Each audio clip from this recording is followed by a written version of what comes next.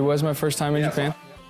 It was totally different. It's a totally different culture, but it's totally different in a cool way.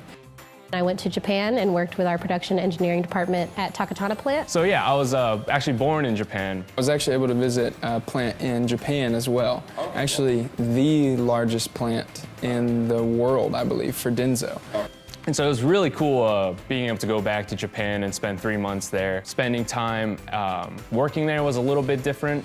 Didn't know what to expect, but it was a great experience working with the Japanese associates.